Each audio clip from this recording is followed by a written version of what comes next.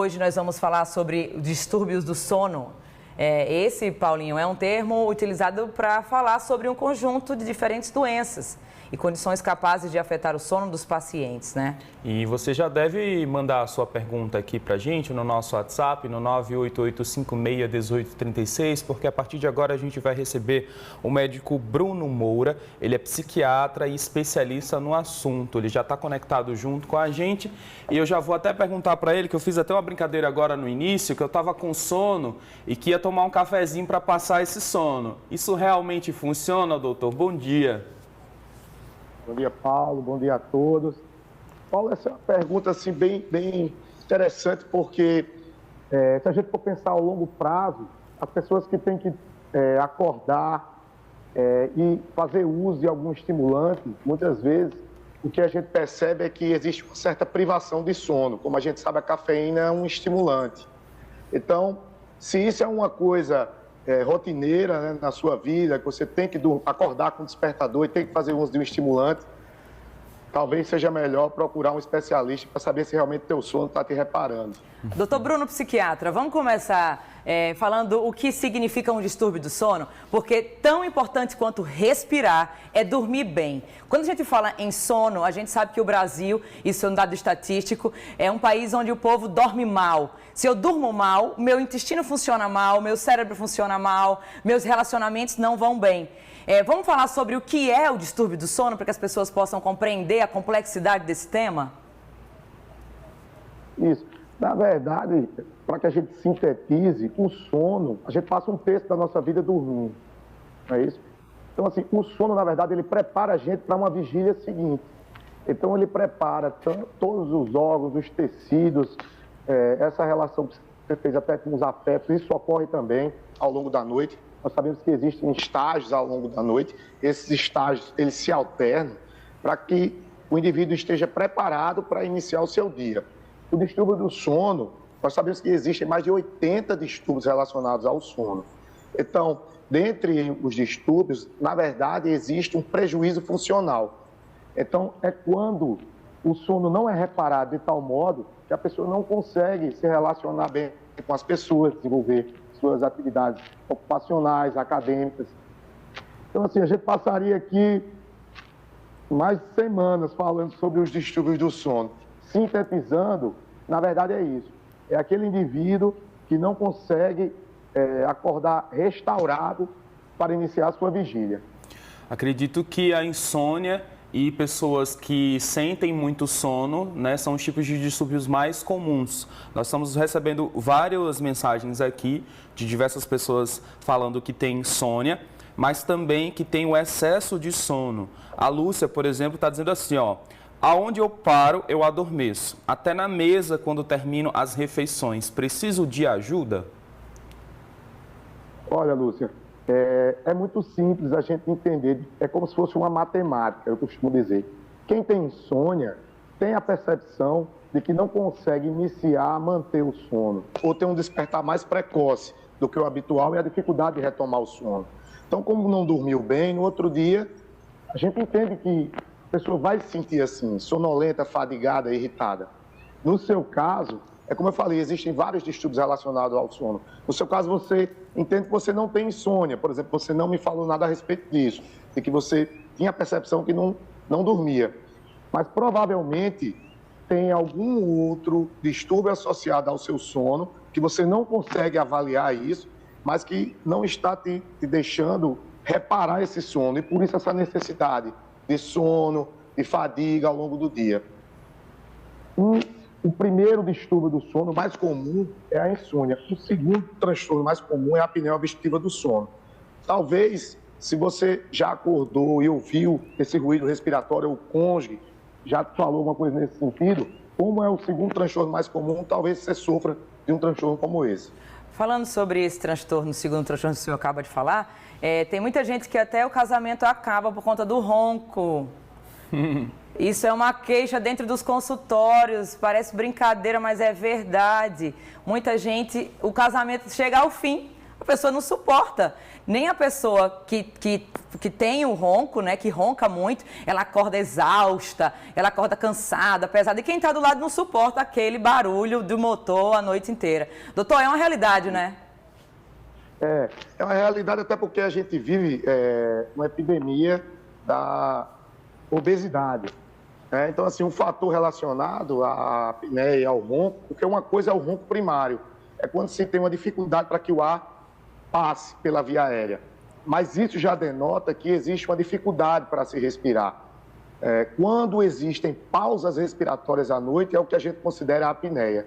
E aí sim, a pessoa tem microdespertares ao longo da noite, não se dá conta que despertou e no outro dia está cansada.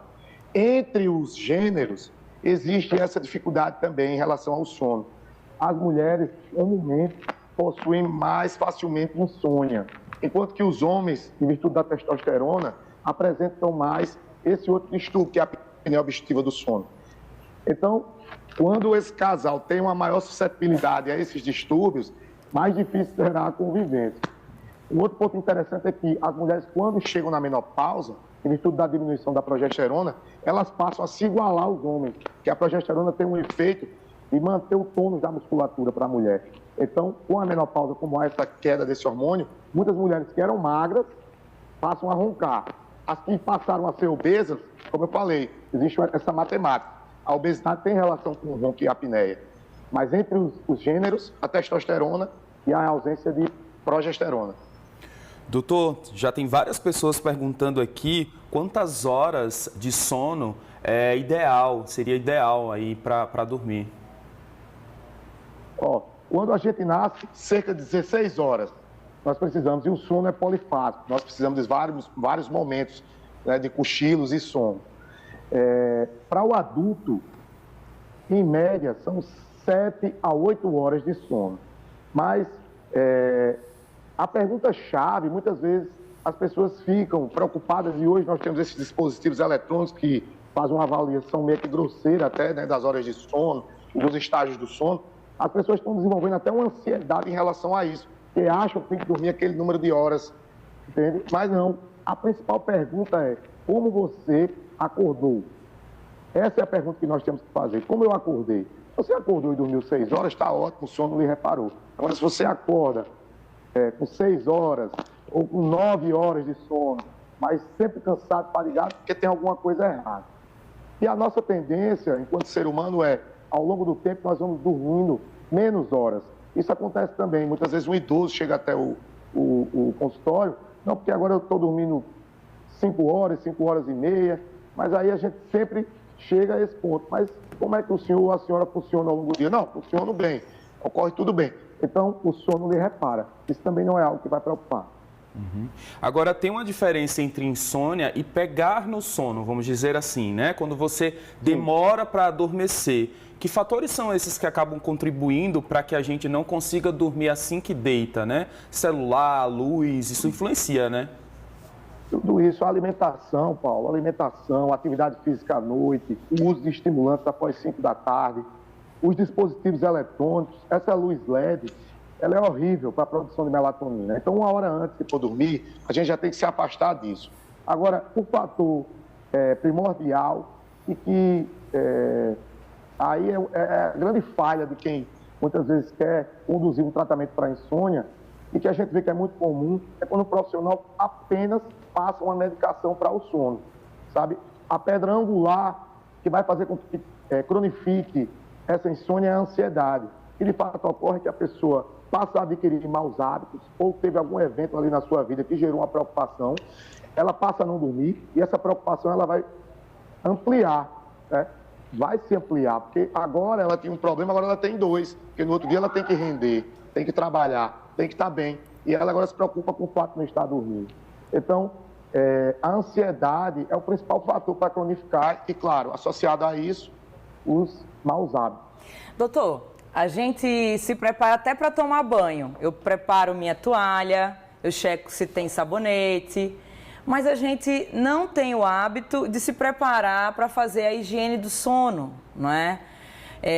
Muitas vezes a pessoa pensa que só é deitar e dormir, não é todo mundo. E com o tempo, com todas as demandas, como você bem falou, não é? Tipo as ansiedades, as angústias, os traumas, os eventos difíceis da vida, faz com que a gente realmente mude o comportamento ao se deitar.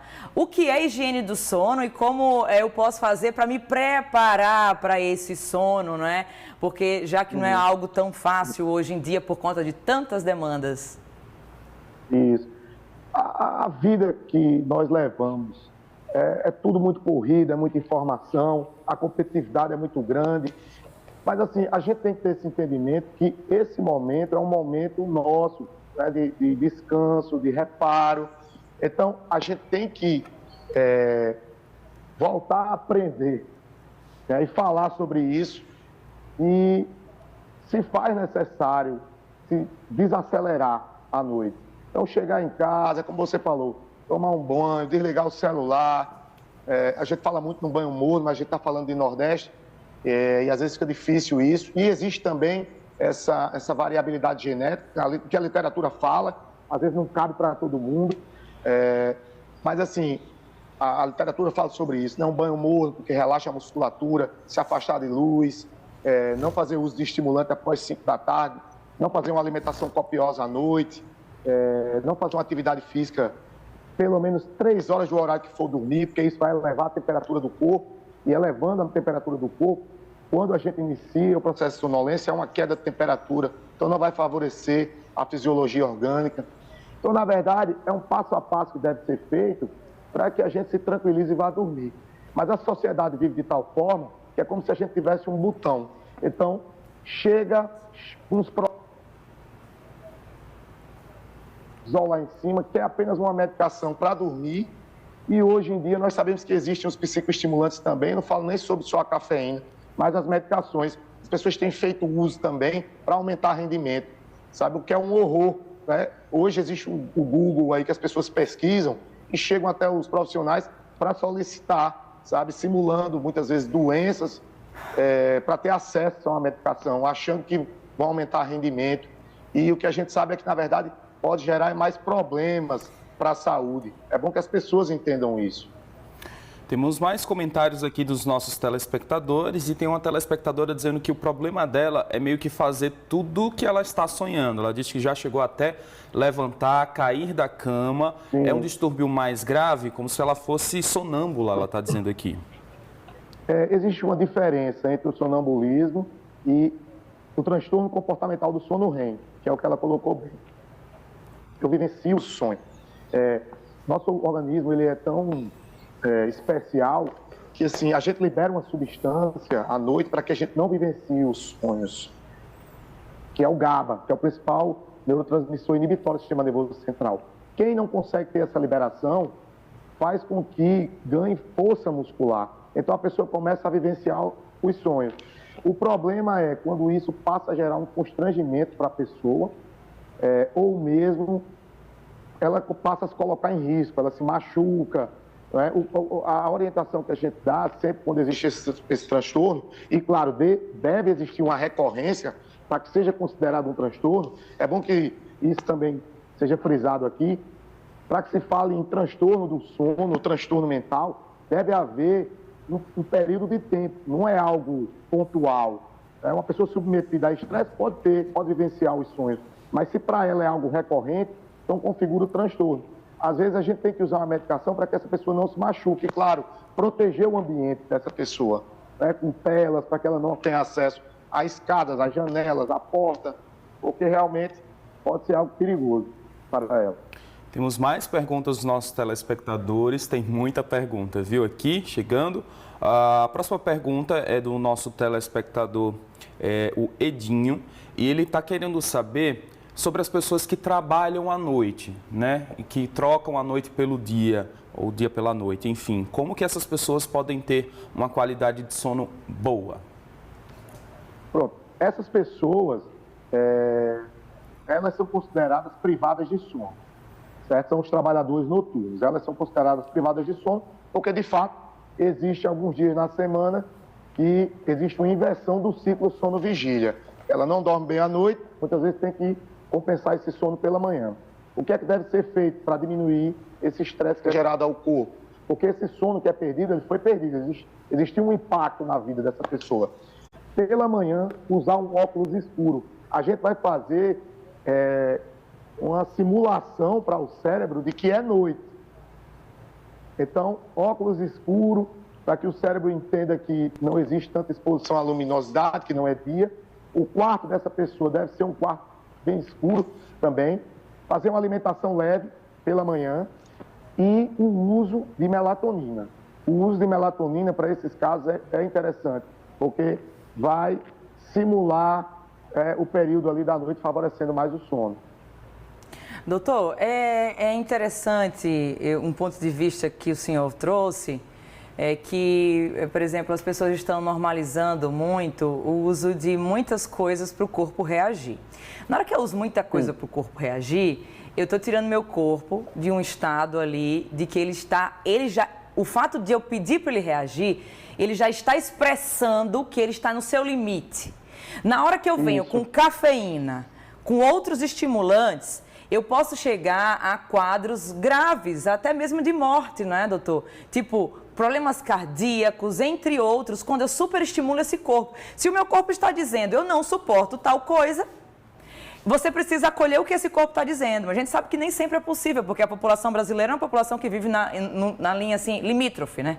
Vive numa situação limítrofe, então a gente sabe disso. Mas é muito bom a gente amarrar aqui, engrossar esse caldo dessa leitura de comportamento que o nosso povo brasileiro está vivendo hoje, que é de levar a um extremo o corpo e pedir que ele reaja de qualquer maneira e se entupir de coisas. É energético, o uso deliberado de energético, seja manhã, tem gente que toma bom dia com energético. Meio-dia, mais energético, porque senão não consegue sobreviver. A gente entende que ali é uma bomba, não é, doutor? Justamente. Essa sua fala é a fala que é realizada no ambiente ambulatorial, no consultório, porque as pessoas têm que entender isso, então é importante que a gente fale sobre isso. Na verdade, o corpo sinaliza, olha, não estou funcionando bem.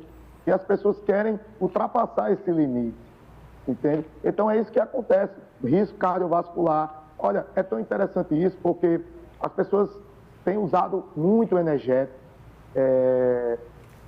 onde a gente sabe que a recomendação é de não ultrapassar 2 energéticos. Existem estudos que falam sobre 4 energéticos ao longo do dia, por conta do excesso de cafeína, sabe?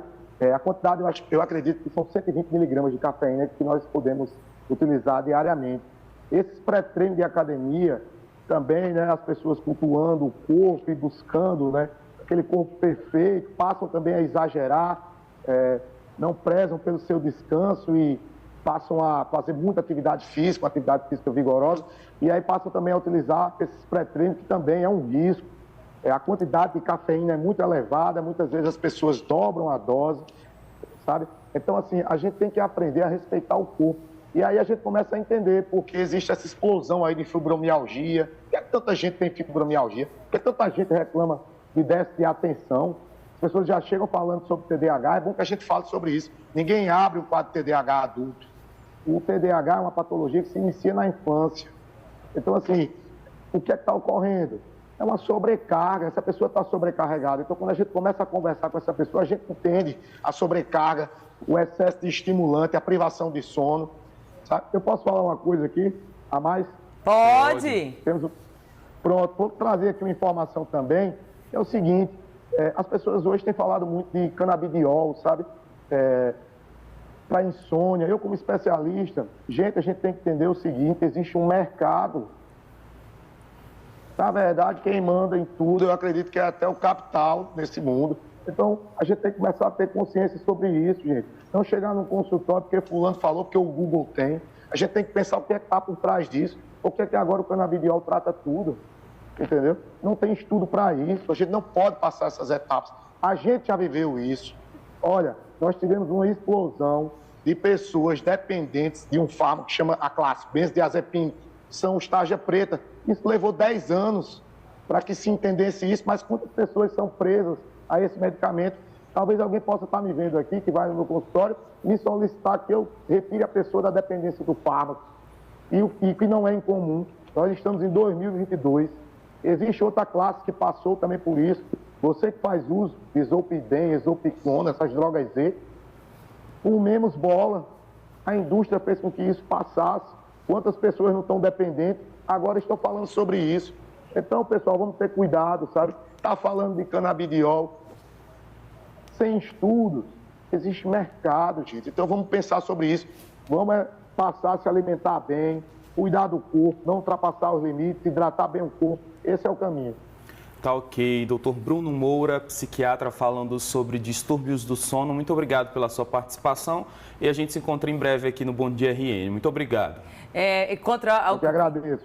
E sobre o CBD, né, o canabidiol, merece respeito e a gente precisa estudar e lembrar que nem tudo que é bom para todo mundo. A gente vai trazer esse tema aqui para falar com o especialista. Obrigada, doutor. Bom, a gente segue agora às 7h48. Agora...